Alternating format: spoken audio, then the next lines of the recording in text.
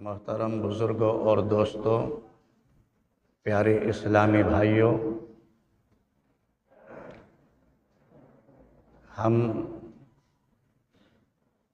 اللہ کے بندے ہیں، اس کے غلام ہیں۔ عبادت کا جو لفظ ہے وہ عبد سے بنا ہے۔ عبد کا معنی ہے بندہ اور دوسرا معنی غلام، اور عبادت کا مطلب یہ ہوا کہ بندگی کرنے والا اور غلامی کرنے والا۔ تو ہم اللہ کے بندے ہیں، اس کے غلام ہیں۔ غلام کو کس طرح ہونا چاہیے؟ میں اس کو اس طرح سمجھاؤں کہ پرانے زمانے میں غلاموں کا رواج تھا۔ تو ایک امیر شخص غلام خرید کر گھر لایا اور اس غلام سے کہا کہ بتاؤ تمہارا نام کیا ہے؟ اس نے کہا کہ جی آقا، غلاموں کا تو کوئی نام ہی نہیں ہوا کرتا، یہ آقا کی مرضی ہے، وہ جس نام سے بھی پکارے وہی نام اس غلام کا ہو جاتا ہے۔ جیسے چاہے، جن الفاظوں سے چاہے، جس طرح چاہے اس کو پکار لے، وہی اس کا نام۔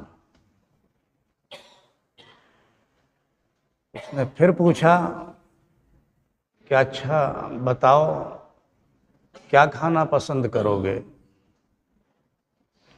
پھر غلام نے وہی جواب عرض کیا، اے میرے آقا، غلام کا کوئی کھانا نہیں ہوتا، اس کی کوئی پسند نہیں ہوتی، اس کی اپنی خود کی کوئی مرضی نہیں ہوتی، جو آقا چاہے کھانے کو دے دے وہی اس کو کھانا پڑتا ہے اور وہی اس کو کھا لیتا ہے۔ غلام کی کوئی اپنی مرضی نہیں ہوا کرتی۔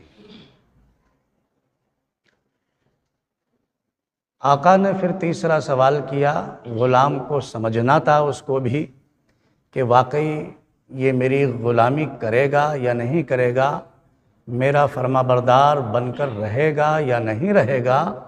یہی وجہ تھی جو اس طرح کے سوال اس غلام سے کیے جا رہے تھے، ورنہ وہ آقا خوب جانتا تھا کہ غلام کی کیا حیثیت ہوتی ہے اور آقا کون ہوتا ہے، مگر چونکہ اس غلام کا ایک امتحان لینا مقصود تھا تو اس طرح کے سوال اس سے کیے جا رہے تھے۔ نام پوچھا گیا، اس کا جواب عرض کر دیا، کھانے کی خواہش پوچھی گئی تو غلام نے وہ بھی جواب عرض کر دیا۔ اب آقا نے کہا کہ اچھا یہ بتاؤ تم کون سا لباس پہننا پسند کرتے ہو؟ لیکن غلام نے پھر وہی جواب عرض کیا کہ آقا، غلام کی تو کوئی اپنی مرضی یا اپنی پسند نہیں ہوا کرتی، آپ جو مجھے پہننے کے لیے دیں گے وہی لباس پہن لوں گا۔ تو بہرحال میرے بھائیوں، بتانے کا مقصد یہ ہے کہ ہمیں بھی بالکل اسی طرح ہونا چاہیے کہ ہم اپنی مرضی مرضی نہ سمجھیں، اپنی خواہش خواہش نہ سمجھیں، اپنی کوئی پسند نہ سمجھیں، بلکہ ہم یہ سمجھیں کہ ہماری اپنی کوئی مرضی نہیں ہوا کرتی، ہمیں اللہ کی جو مرضی ہے وہی ہماری مرضی ہونی چاہیے، جو ہمارے مالک کی رضا ہے وہی ہماری رضا ہونی چاہیے۔ ذرا دیکھیں، باوجود اس کے کہ یہ حق حاصل ہے مالک کو کہ وہ اپنے غلام کو جس نام سے چاہے اس سے پکارے، اس نام کا معنی اچھا ہو یا برا ہو، مالک کو یہ حق حاصل ہے کہ وہ جس طرح کا بھی نام لے وہ بول سکتا ہے۔ لیکن آپ پر تو اتنا بڑا کرم ہے آپ کے آقا کا، آپ کے مالک کا، کہ تمہیں اچھے الفاظوں سے پکارا، ایک انسان کا لفظ عطا فرمایا، اور ان انسانوں میں بھی کسی کو اپنا محبوب بتایا گیا، کسی کو اپنا دوست فرمایا گیا، اور تمام لوگوں کے لیے، اپنے بندوں کے لیے انسان کا لفظ عطا فرمایا۔ جو انسان کا معنی ہے انسانیت رکھنے والا، اپنے اندر ایک قابلیت رکھنے والا، اچھے برے کی سوچ رکھنے والا، بڑے اچھے الفاظ سے آپ کو پکارا ہے، یہ اللہ کا کرم دیکھیں۔ دوسری بات یہ کہ آپ کو کھانے کے لیے آپ کی مرضی پر فیصلہ کر دیا کہ اے میرے بندو جو تمہاری مرضی چاہے وہ کھاؤ، میں نے تمام نعمتیں تمہارے لیے دے دی ہیں، جو تمہارا دل چاہے وہ نعمتیں تم استعمال کرو، سب کچھ تمہیں عطا فرما دیا ہے، تمہیں پہننے کے لیے بہترین سے بہترین لباس عطا فرما دیا، جیسا چاہو ویسا پہنو۔ اتنا بڑا کرم ہمارے آقا و مالک کا کہ ہمارے اوپر کوئی کسی طرح کی روک ٹھوک یا پابندی نہیں، صرف اتنا فرمایا گیا کہ ہاں میرے بندو، میں یہ چاہتا ہوں کہ دیکھو میں نے تمہیں 24 گھنٹے کی سانسیں دی ہیں، میں صرف یہ چاہتا ہوں کہ یہ سب کچھ رات اور دن تمہیں عطا کر دیے، ساری نعمتیں تمہارے حوالے کر دیں، صرف اتنا چاہتا ہوں کہ 5 وقت جب میری خاطر تمہیں بلایا جائے تو میرے سامنے حاضر ہو جانا۔ اب ذرا ہم اپنا حساب کریں کہ جب اللہ کی طرف ہمیں بلایا جاتا ہے، اللہ اکبر، اللہ سب سے بڑا ہے، تو پھر آپ اس وقت اپنی نوکری میں، اپنے کاروبار میں، اپنے بیوی بچوں میں لگے رہتے ہیں اور اس آواز کو نظر انداز کر دیتے ہیں۔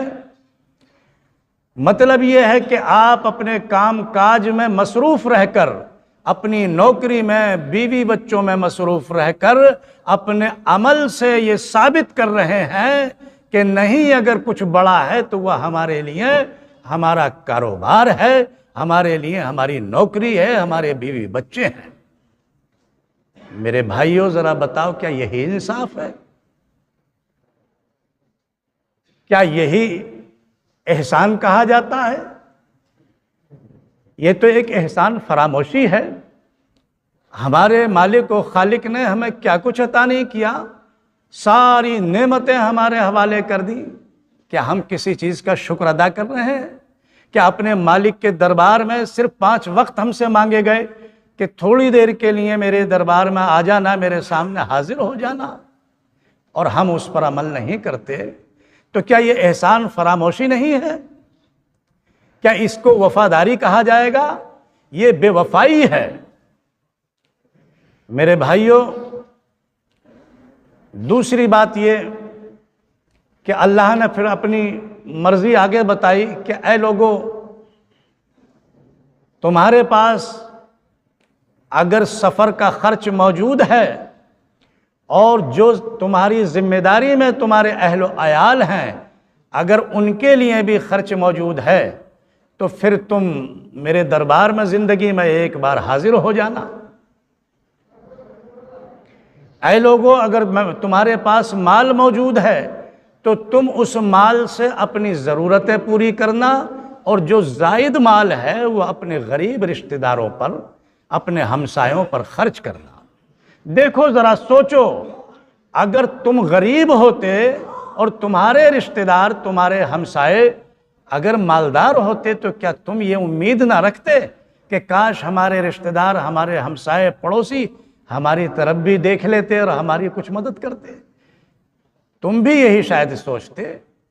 تو اس لیے کم از کم تم اس بات کا بھی خیال رکھو کہ اگر تمہارے پاس مال ہے تو تمہاری ضرورت سے زائد ہے تو غریب رشتہ داروں کا، ہمسایوں کا، پڑوسیوں کا خیال رکھو، ان کی بھی مدد کرو۔ تو بہرحال یہ دونوں جو عبادتیں ہیں، یہ اللہ کے دربار میں حاضر ہونا، حج یا عمرہ، اور زکوٰۃ کا ادا کرنا، یہ ایک مالی عبادتیں ہیں۔